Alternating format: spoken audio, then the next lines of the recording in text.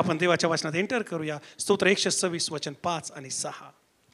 जे अश्रुपूर्ण नेत्रांनी पेरणी करतात ते हर्षाने कापणी करतील. जो पेरणीसाठी बी घेऊन रडत बाहेर पडतो, रडत अश्रू ढाळत ओक्साबक्सी रडून बाहेर पडतो, तो खात्रीने आनंद करत आपल्या पेंड्या घेऊन घरी परत येईल. आमेन. प्रकटीकरणाचं पुस्तक 7वा अध्याय आणि 17 वचन.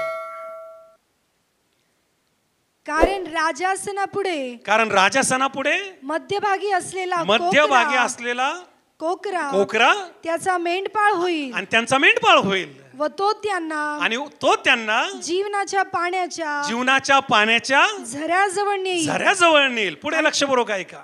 आणि देव त्यांच्या डोळ्याचे सर्व अश्रू पुसून टाकेल. जे रडत रडत पेरणी करतात, जे अश्रू ढाळत कष्ट घेतात, ते हर्षाने खात्रीने खचित आनंद करतील. आणि स्वतः देव जे रडत आहे, विलाप करत आहे, दुःखामधून जात आहे, निराशेमधून जात आहे, त्रासामधून जात आहे, छळामधून जात आहे, वनवासामधून जात आहे, भयंकर प्रकारच्या पिढेमधून जात आहे, देव खात्रीने अशा मुलाचे सर्व अश्रू पुसून टाकेल. देवाच्या वचनासाठी आपण आमेन म्हणूया. प्रियांनो, या जगात देवाने आपल्याला मानवी रूपात पाठवलेलं आहे आणि या शरीरात जगत असताना, मनुष्य प्राणी म्हणून या जगात जगत असताना आपल्या प्रत्येकाला वेगवेगळ्या समस्यांना सामोरे जावं लागतं. आपल्या प्रत्येकामध्ये कॅपॅसिटी आहे. आपण आपल्या परीने प्रत्येक जण त्या समस्येला तोंड देत असतो. आजार आला का आपण त्याला तोंड देतो, प्रश्न आले का आपण त्याला तोंड देतो, लेकरांना धरून प्रॉब्लेम आले का आपण त्याला तोंड देतो, कुटुंबाला धरून समस्या आल्या का आपण त्याला तोंड देतो, व्यवहाराला धरून समस्या आल्या का आपण त्याला तोंड देतो.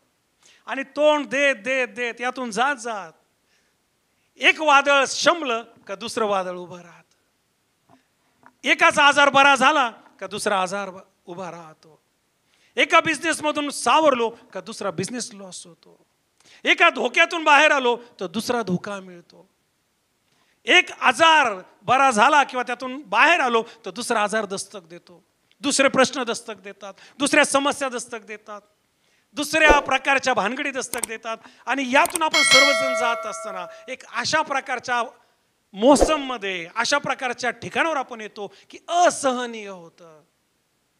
अशा लेवलला आपण येतो की त्या ठिकाणी तोंड देणं कठीण होतं.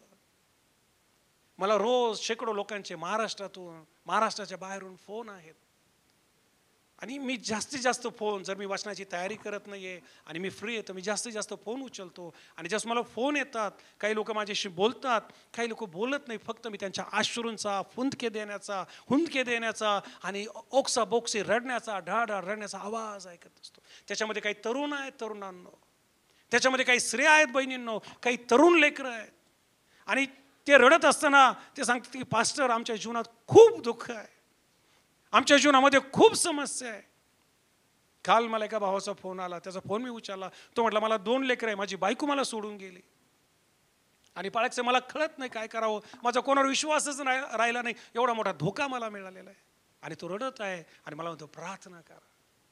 या जीवनामध्ये अशा परिस्थितीतून आपण सर्वजण जात असतो की ज्या ठिकाणी आपल्या विरोधात परिस्थिती आपल्यावर हावी होते आणि त्या ठिकाणी आम्हाला काहीच कळत नाही. कितीही सक्षम पुरुष असू द्या, किती सक्षम स्त्री असू द्या, त्याला या मोडमधून जावं लागतं, या फेजमधून जावं लागतं की ज्या ठिकाणी तो रडत असतो, ज्या ठिकाणी तो ओरडत असतो, ज्या ठिकाणी तो व्याकुळ होत असतो, ज्या ठिकाणी ती व्यक्ती जी आहे ती भग्न हृदय झालेली असते आणि त्यांचं सांत्वन करणारं कोणी नसतं. मागील काही दिवसांपासून मी आपल्याला प्रार्थनेचं महत्त्व, प्रार्थनेचा आधार, प्रार्थनेचं सामर्थ्य यावर शिक्षण देत आहे. ज्यावेळेस आम्ही अशा परिस्थितीत जात आहोत की ज्या ठिकाणी आम्हाला कोणीतरी धोका दिला आहे, ती म्हणाली की मी तुला कधी सोडणार नाही, कधीच तुझा साथ सोडणार नाही, मग काही हो, आणि अचानक कळतं की तिचं लग्न ठरलं आणि ती म्हणते मला तर विसरून जा. आणि त्या ठिकाणी अनेक तरुण व्यसनाधीन जातात आणि ते म्हणतात जगात काही उरलं नाही. अनेक तर असे की ते सुसाईड अटेम्प्ट करतात, अनेक जण सुसाईड करतात. लग्नानंतर अनेकांच्या बायका लेकरं घरा सोडून पळून जातात, अनेकांचे नवरे बायका सोडून पळून जातात. मागे तर पेपरला बातमी आली, एक स्त्री जी आहे तिने आपलं लेकरू जे आहे ते गोव्यामध्ये मारून टाकलं. कशी तुम्ही ती बातमी पाहिली असेल, आईने लेकरू मारून टाकलं. सगळ्या महाराष्ट्रात आणि जगभरात ही बातमी प्रसिद्ध झाली. हे धोके, हे दुःख, या समस्या अनावर होतात. काही लोकांना अचानक कळतं की त्यांना कॅन्सर डिटेक्ट झालाय, काही कळत नाही, अश्रू पडायला लागतात. काही लोकांना अचानक कळतं की त्यांच्या घरात चोरी झाली, काही कळत नाही, अश्रू पडायला लागतात. काही लोकांना अचानक कळलंय त्यांच्या घरात कोणीतरी व्यसन करायला लागलंय, अश्रू पडायला लागतात. काही घरांमध्ये, काही लेकरांच्या जीवनामध्ये, काही कुटुंबामध्ये अश्रू अश्रू आणि अश्रू आहेत. दुःख आणि दुःख आणि दुःख आहे. आणि या प्रत्येकातून आपण प्रत्येक जण जात असतो की ज्या ठिकाणी आपण अशा एका लेवलला येतो की जिथं फक्त असं वाटतं की मी कुठं जाऊन रडू, मी कोणाच्या गळ्यात पडून रडू, मी कोणाजवळ जाऊन रडू, आणि आम्हाला कोणी सापडत नाही. आणि मग आमच्या मनातल्या मनात आम्ही रडत असतो, आमच्या मनातल्या मनात आम्ही दुःखातून जात असतो. कधी कधी तर अशी परिस्थिती बहिणींनो आणि भावांनो की डोळ्यातून अश्रू येत नाही पण मन सातत्याने रडत असते. काही दिवसापूर्वी एका प्रेतक्रियाला मला जावं लागलं आणि त्या प्रेतक्रियाला गेल्यानंतर मी त्या ठिकाणी सर्वांना हँडल करत होतो आणि मला सर्वात जास्त काळजी ज्या व्यक्तीचा नवरा वारला तिची होती की आता हाऊ शी विल हँडल. आणि मी तिथं गेल्यानंतर तिने मला असं ट्रीट केलं जणू तिथं काही झालेलंच नाहीये, सगळे टेन्शनमध्ये, आणि ती मला नॉर्मली हँडल करत आहे. ती व्यक्ती एकदम नॉर्मली हँडल करत आहे. मला समजा नेमकं काय कसं ह्या व्यक्तीवर बितत आहे. आणि मग माझ्या सर्व झाल्यावर लक्षात आलं की हिच्यावर एवढा आघात झालाय, हिच्यावर या परिस्थितीचा एवढा प्रभाव पडलाय की तिला ते कळतच नाहीये काय झालंय. ती स्वतःला सावरते, परंतु नंतर आम्ही अशा व्यक्तीला जेव्हा सगळे लोक निघून जातात आणि ती एक व्यक्ती एकटी पडते, मग तुम्ही अशा व्यक्तीला टोप फोडताना पाहताल, जोरात रडताना पाहताल आणि त्या व्यक्तीला ऊर बडावताना पाहताल. बिझनेस लॉसमध्ये आम्ही रडतो, लेकरांना धरून आम्ही रडतो, पैशाला धरून आम्ही रडतो, शरीराला धरून आम्ही रडतो, कामधंद्याला धरून आम्ही रडतो, शेतीवाडीला धरून आम्ही रडतो. ओ धोके मिळाले तर आम्ही रडतो, आमचे निर्णय चुकले आम्ही रडतो. रडणं हे कोणापासून चुकलेलं नाहीये, रडण्यातून प्रत्येकाला जावं लागतं. मी मागच्या वेळेस आपल्याला सांगितलं, एवढा मोठा अब्राहम तो देवाजवळ रडत आहे, देवा मला तू काय देणार. हा जो दिमिश्की एलाजार आहे हा माझ्या घराचा मालक होणार, हा माझा चाकर, माझा सेवक, हाच माझं सगळं पाहणार. तुम्हाला लेकरू दिलं नाही. अब्रामाला आक्रोश करावा लागतोय, अब्रामाला रडावं लागत आहे. मी आपल्याला सांगितलं एवढा मोठा देवाच्या बरोबर चालणारा देवाचा माणूस एलिया हा आम्हाला पाहायला मिळतं. देवाच्या डोंगराकडे जात असताना रतमाच्या झाडाखाली येतो आणि त्या ठिकाणी तो रडत आहे आणि म्हणतो देवा मला मारून टाक, मला मारून टाक. हे जे शब्द आहेत, या ज्या पीडा आहेत, ह्या ज्यावेळेस आम्हाला सहन होत नाही, आम्हाला त्रासदायक असतं, त्यावेळेस हे शब्द आमच्या मुखातून बाहेर पडू लागतात. आम्ही ती फाईट जी आहे ती लढू शकत नाही, आम्हाला सहन होत नाही, आम्ही तुटतो आणि अश्रू पडू लागतात. आपल्या अनेकाचे अनुभव असतील की काही झालेलं नाही, परंतु डोळे बोलतात ना, डोळे बोलतात. किती दाबा डोळ्यातून ठाप ठाप ठाप अश्रू पडत असतात. कारण त्या धोक्यातून, त्या त्रासातून, त्या वेदनेतून, त्या निराशेतून आपण सर्वजण जात असतो. देवाने दाविदाला निवडलं आणि दाविदाला नेमलं, आणि दाविदाला नेमलं असताना त्याला काही खुर्ची मिळाली नाही. दावीद मोठ्या जोशमध्ये होता, आज ना उद्या मला खुर्ची मिळणार, आज ना उद्या मला सिंहासन मिळणार, पण प्रॅक्टिकल काही तसं होत नव्हतं. आणि मागच्या वेळेस मी आपल्याला सांगितलं, हाच दावीद म्हणतो की देवा आता माझं काही खरं नाही, हा शाऊल मला एक ना एक दिवस मारून टाकणार. दाविदाचं मन रडत आहे. इतकंच नाही, शास्त्रामध्ये लिहिलं, हा दावीद स्तोत्र 42:3 मध्ये म्हणतो, माझे अश्रू माझं जेवण झालेत, माय टीयर्स बिकेम माय फूड. माझं जे जेवण आहे ते अश्रूने मिश्रित आहे. पहा दाविदावर काय बीतत आहे.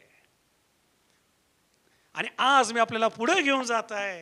आम्हाला पाहायला मिळतं देवाने अब्रामाला निवडलं, देवाने अब्रामाला ब्लेस केलं. उत्पत्ती 12 मध्ये आम्ही पाहतो की अब्रामाची निवड झाली आणि अब्रामाला देवाने नाव घेऊन बोलवलं. अब्रामाला देवाने आशीर्वादित केलं आणि त्याला म्हटलं तुझ्यावर मी राष्ट्र तयार करेल.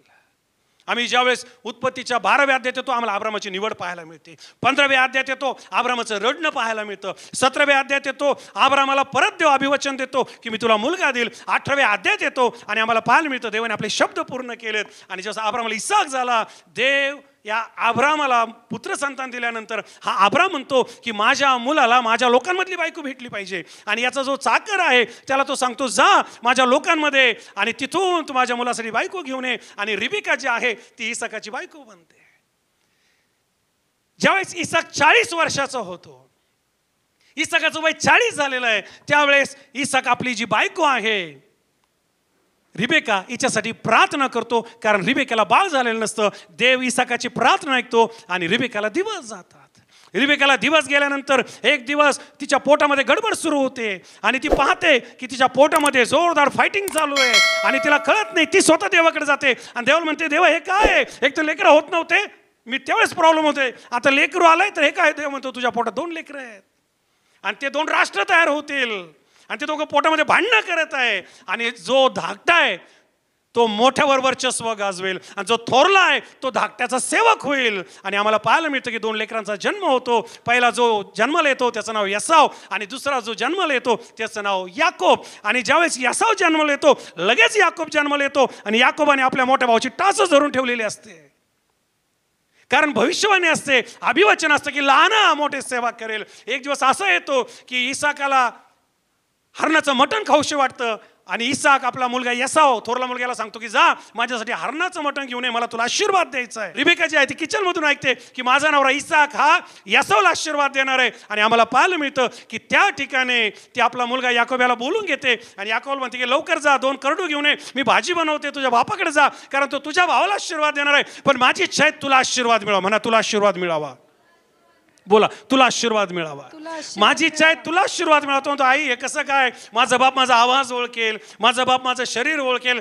ती म्हणती बाळा ते सगळे शाप माझ्यावर, तू पटकन जा. मस्तपैकी 2 कोकरं कापलं जातं, त्या ठिकाणी मटण बनवलं जातं. याकोबाला ती आपल्या बापाकडे पाठवते, त्याच्या अंगाला मानेला ती त्या ठिकाणी चमडं लावते आणि तो जाऊन म्हणतो पप्पा मी तुमच्यासाठी हरणाचं मटण आणलं. त्या ठिकाणी इसाक म्हणतो की तू इतक्या लवकर कसा आला. तो म्हणतो देव तुमचा देव याने मला लवकर हरण शोधून दिलं. लक्ष भरू काय का, जर आम्ही दुःखातून जात आहोत, अश्रूंमधून जात आहोत, धोक्यांमधून जात आहोत, आजारांमधून जात आहोत आणि आम्हाला त्या ठिकाणी काहीच सहारा नाही आहे, आम्ही निराश आहोत, हा संदेश तुम्हाला त्या निराशेमध्ये त्या अश्रूंमध्ये आधार देणारा संदेश ठरणार आहे. तुमचे अश्रू पुरणारा संदेश ठरणार आहे, तुमची आशा देणारा संदेश ठरणार आहे, तुमचं जीवन बदलणारा संदेश ठरणार आहे आणि तुम्हाला तुमच्या जीवनात जगत असताना कशीही परिस्थिती असू द्या त्याच्यावर विजय मिळवणारा संदेश ठरणार आहे. आमेन म्हणाल का.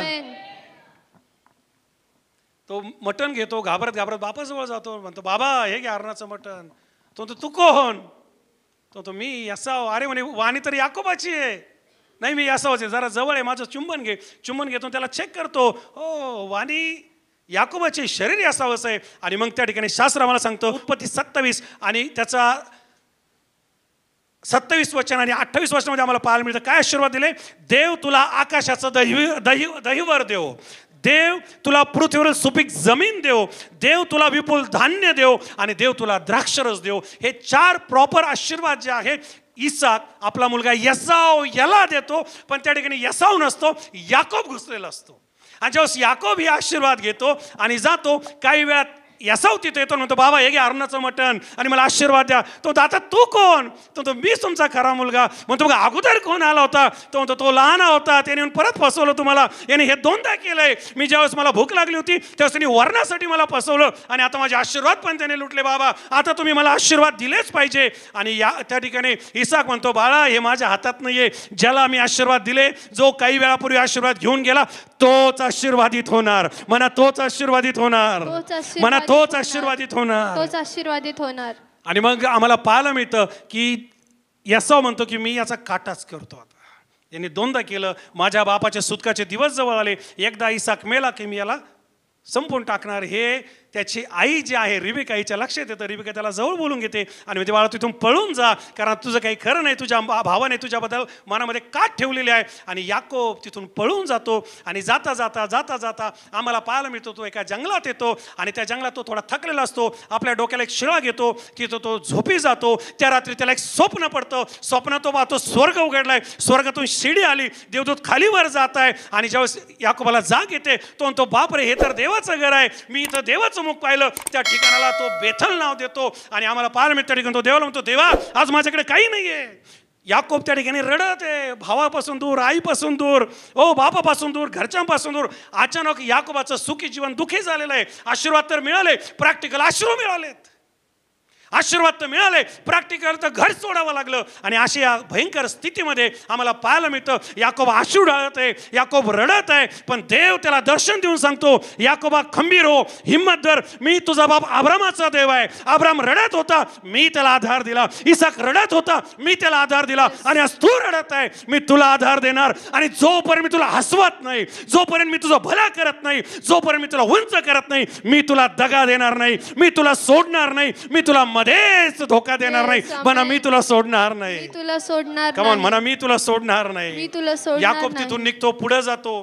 पुढे गेल्यानंतर त्याला त्याच्या मामाची जी मुलगी आहे लाबान आरामी, जो हरानमध्ये राहतो, याची मुलगी राहेल भेटते. तो राहेल जवळ जातो, राहेलच्या गळ्यात पडतो. उत्पत्तीचं पुस्तक 29 अध्याय वचन 11. तिचं चुंबन घेतो, तिच्या गळ्यात पडतो आणि ढळा ढळा ढळा ढळा ओक्सा बोक्सी हृदय तुटून आक्रोश करून विलाप करून तो अश्रू ढाळते, अश्रू ढाळते आणि अश्रू ढाळते. उत्पत्तीचं पुस्तक 29 अध्याय 11 वचन वाचा पटकन. बोले येशू मसीह की. अश्रूंची भाषा प्रभूला कळते, अश्रूंचं सांत्वन प्रभू येशू देतो. अश्रूंमधून बाहेर हा प्रभू येशू काढतो, धोक्यांमधून बाहेर हा प्रभू येशू काढतो, गद्दारीमधून बाहेर, अपमानामधून बाहेर, फसवाफसवीमधून बाहेर, अत्याचारामधून बाहेर आणि हर एक प्रकारच्या दुःखामधून आम्हाला बाहेर काढणारा दुसरा तिसरा कोणी नसून हा आमचा येशू आहे, प्रभू येशू आहे. आणि तोच तुमच्या डोळ्याचे सगळे अश्रू पुसून टाकणार आहे. किती लोक आमेन म्हणतील? तुमच्यापैकी कोण मोठा आमेन म्हणेल? येशू हा अश्रू पुसतो, कारण येशू हा अश्रूंची भाषा समजतो. ऐकूया 29:11 उत्पत्ती. मग याकोब राहेलीचे चुंबन घेऊन, मग याकोब त्याच्या मामाची मुलगी राहेलीचं चुंबन घेऊन मोठ्याने रडला, मोठ्याने रडत आहे, ढळढळा रडत आहे, ओक्साबोक्सी रडत आहे. अब्रामाला रडावं लागलं, इसाकाला रडावं लागलं, आता याकोबाला रडावं लागत आहे. आणि शास्त्र आम्हाला सांगतं, लाबान म्हणतो रडू नको, माझी इथे राहा. लक्षपूर्वक ऐका आणि ध्यान देऊन ऐका. मी आज आपल्याला त्या देवाबद्दल सांगत आहे, मी आज आपल्याला त्या देवाचं वचन सांगत आहे.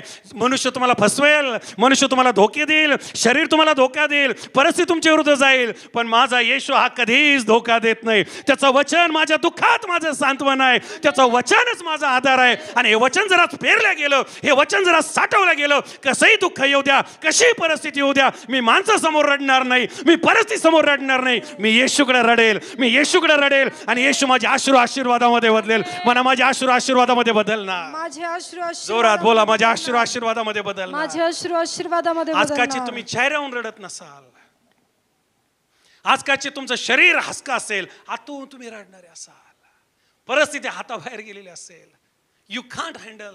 परंतु मला देवाच्या वचनातून आपल्याला सांगू द्या, ते अश्रू, ते तुटलेलं हृदय, ते दुःख आज स्वर्गातून कोणीतरी पाहत आहे. आणि तो फक्त तुमच्याकडे पाहत आहे, तो तुझ्याकडे पाहते बहिणी, तो तुझ्याकडे पाहते बाबा. जे मला टीव्ही चॅनलवर ऐकत आहे, मोबाईल चॅनलवर ऐकत आहे, मला आपल्याला सांगू द्या, तुमच्या अश्रूंची भाषा, तुमच्या अश्रूची लेवल, तुमच्या दुःखाची लेवल, तुमच्या समस्येची लेवल, तुमच्या धोक्याची लेवल, तुमच्या आजाराची लेवल, तुमच्या प्रश्नाची लेवल, तुमच्या वादळाची लेवल, तुमच्या समस्येची लेवल आणि ज्याहीतून तुम्ही जातात, आज मी आपल्यासाठी जाहीर करतो, ती परिस्थिती बदलल्या जाणार आहे आणि प्रभू येशू तुमच्या अश्रू पुसून टाकणार आहे. Please read it. लाबान म्हणतो चल माझ्या घरी, त्याला घरी घेऊन जातो. आणि 1 महिना याकोब त्या ठिकाणी इमानदारीने काम करतो. लक्षावर आहे का, याकोब म्हणजे लबाड, याकोब म्हणजे फसवणारा. पोटापासून तो फसवत होता, पोटात आल्यापासून तो फसवत होता. जन्माला आला तेव्हाच पाय धरला त्याने, मोठा झाला भावाला म्हणला वरण देतो, तुझं मोठं पण मला दे. आणि आशीर्वाद देखील फसवून घेतले. आणि आम्हाला पाहायला मिळतं आता तो लाबानाची तर प्रामाणिकपणे काम करत आहे, लाबानाची तो खरं काम करत आहे. 1 महिन्यानंतर लाबान म्हणतो, बाळा तू फुकट माझ्याकडे काय काम करावं हे योग्य नाही, तुला काहीतरी मोबदला देतो, आपण ठरवून घेऊ काय ते. तो म्हणतो ठीक आहे, तुझी ही जी मुलगी आहे ना राहेल, ही मला दे, 7 वर्ष मी तुझ्याकडे कष्ट करेल. आणि लाबान म्हणतो डन. 7 वर्ष तो इमानदारीने काम करतो, कुठली चिटिंग नाही, कुठली फसवेगिरी नाही. 7 वर्ष पूर्ण होते आणि तो म्हणतो की आपला शब्द पूर्ण करा. तो म्हणतो ठीक आहे, तुझं लग्न करतो. आणि आम्हाला पाहायला मिळतं सकाळच्या वेळेस होते, तो म्हणतो अरे ही तर दुसरीच बायको मला मिळाली. लाबान तू हे काय केलं? तो म्हणतो मोठीला सोडून लहानी द्यायची का, अजून 7 वर्ष राब, तुला दुसरी बायको देतो. आणि 14 वर्ष तो त्या ठिकाणी राबतो. माझ्या अभ्यासानुसार देवाचं वचन सांगतं 20 वर्ष तो तिथं राबत आहे, अश्रू ढाळत आहे, त्रास सहन करत आहे. त्याला लाबान छळतोय, कधी त्याला मेंढ्या शेळ्या देतो, कधी त्याला काळ्या देतो. तो पाहतो जिथं याकोब आशीर्वादित होतो, लाबान ते ओढून घेत आहे. आणि शेवटी बायबल असं सांगतं की याकोबाला देवाने आशीर्वाद केलं आणि याकोब म्हणतो आता मी इथं राहणार नाही. याकोबाला जवळजवळ 11 मुलं झालेले. तो आपल्या मुलांना घेऊन तो लाबानापासून निघून जातो आणि जात असताना मागून लाबान जाऊन त्याला गाठतो आणि म्हणतो असं मला फसवलं का? आणि तो म्हणतो मी कुठं काय फसवलंय, मी तर माझं इमानदारीने चाललो. तो म्हणतो माझ्या मूर्त्या चोरल्यात. तो म्हणतो ज्याच्याकडे मूर्त्या सापडतील त्याला मी सोडणार नाही. सगळं चेक करतो, मूर्त्या राहिलीने चोरलेल्या असतात. पण ती जी आहे जनावरावर बसलेली असते आणि ती म्हणते ती मला खाली उतारता येत नाही. आणि त्या ठिकाणी ती मूर्त्या घेऊन पुढे जाते. आणि आम्हाला पाहायला मिळतं ज्यावेळेस ते पनियल या ठिकाणी येतात. लक्षपूर्वक ऐका, मला इंटरेस्टिंग गोष्ट सांगायची. जगातला नंबर 1 फसवा चीटर याकोब. याकोब हा सगळ्यात भयानक फसवणारा. आपण म्हणतो ना शेराला 1.25 शेर म्हणतो ना आपण, कोणीतरी चढावर ओढ असतं. हा नंबर 1चा फसवणार, याचा सासरा नंबर 1च्या वरचा फसवणार. पहा चिटरला चिटर बरोबर भेटतात. लक्षात येतं मी काय सांगत आहे. याने भावाला फसवलं, बापाला फसवलं, सासऱ्याने याला बायको बदलून देऊन टाकली. फसवण्याला फसवणार भेटतो. बरं पुढे जाऊया. जसे पनियल या ठिकाणी येतात त्या ठिकाणी त्याला भीती आहे. मला या ठिकाणी याकोबाच्या आयुष्याचा जो महत्त्वाचा टप्पा आहे तिथं तुम्हाला घेऊन यायचं आहे. त्याने त्याला ही भीती आहे की आता मी यासावाला भेटायला चाललोय. मी यासावाला 2दा फसवलेला आहे. जर मी यासावाला भेटायला गेलो आणि त्याने मला मारून टाकलं तर, माझ्या लेकरांना मारून टाकलं तर, माझ्या बायकांना मारून टाकलं तर, एक भीती आहे त्याला. चला आपण थोडंसं खाली जाऊया. उत्पत्तीचं पुस्तक 32 अध्याय 11 वचन. लवकर चर्च. उत्पत्ती 32:11.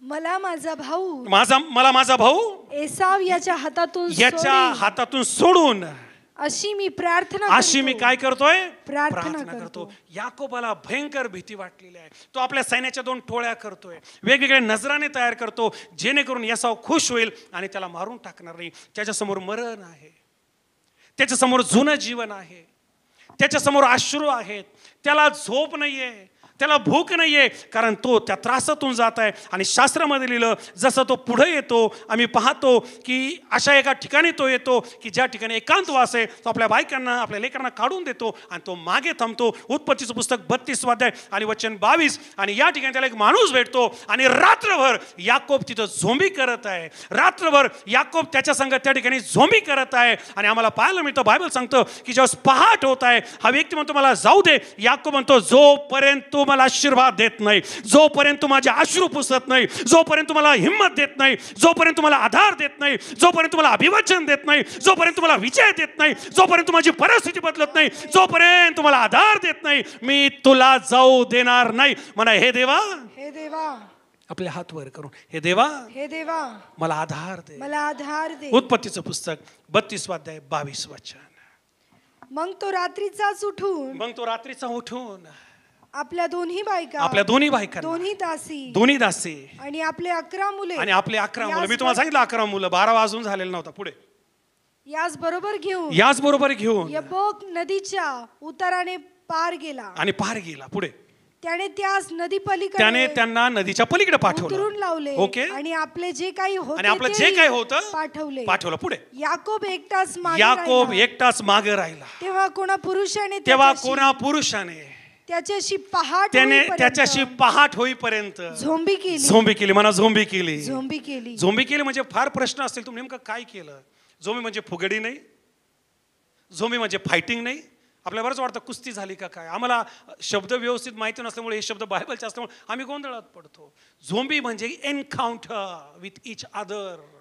झोंबी म्हणजे एकमेकाशी बोलणं, एकमेकाला सामोरे जाणं. बोला येशू मसीह की. Please continue. याकोब एकटाच मागे राहिला. तेव्हा कोणा पुरुषाने त्याच्याशी माझीच्या एक शब्द तुम्ही बारकाईने ऐकावा, एक शब्द तुम्ही बारकाईने आपल्या मनात घ्यावा. कारण हे शब्द अश्रूंचे शब्द आहेत, हे शब्द तुटलेल्या मनाचे शब्द आहेत, हे शब्द सांत्वन देणारे शब्द आहेत, हे शब्द जीवन बदलणारे शब्द आहेत. पहाट होईपर्यंत झोंबी केली.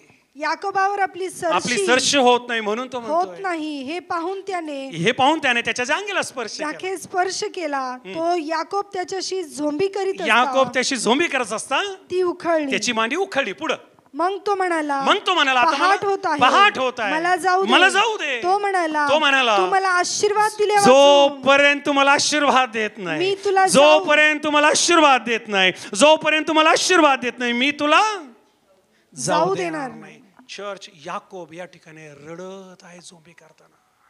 याकोबाचे अश्रू पडत आहे टाप टाप टाप. कुठं लिहिलंय तिथं पाळक साहेब? मनाने बोलताय का? या होशेचं पुस्तक 12 अध्याय वचन 4.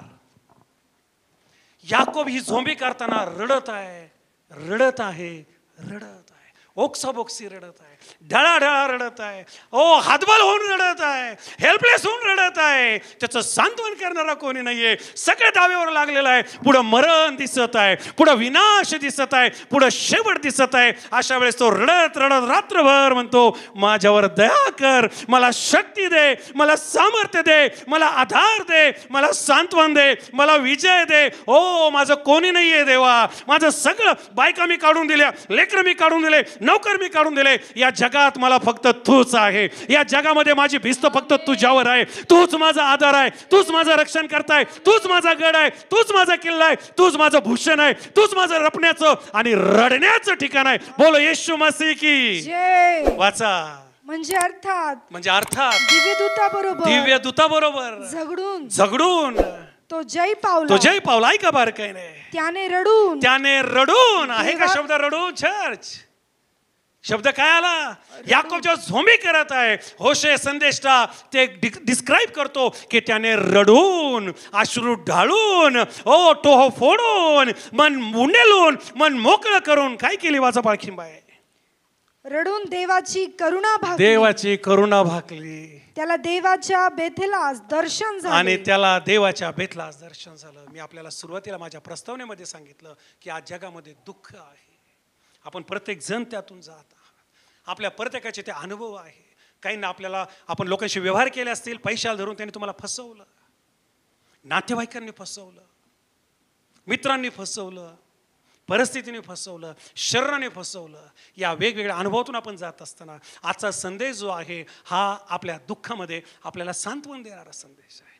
माझ्या संदेशाचं जे टायटल आहे किंवा संदेशाचा जो टॉपिक आहे, अश्रूंची प्रार्थना. म्हणा अश्रूंची प्रार्थना. या अश्रूंच्या प्रार्थनेचं एन्काउंटर कधी आपण केलंय का?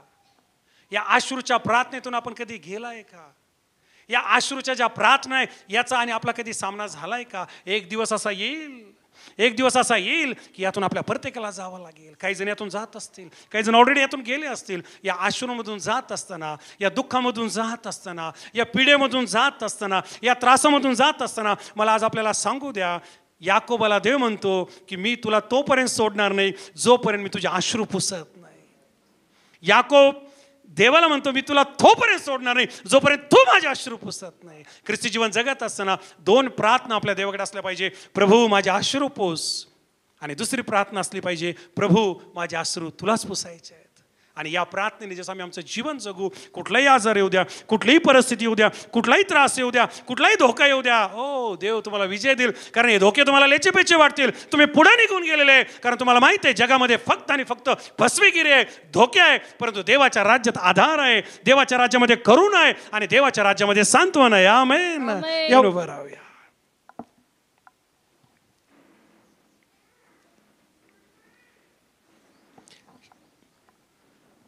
हा जो संदेश आहे ना, हा संदेश आमच्या अश्रू पुसणारा संदेश आहे.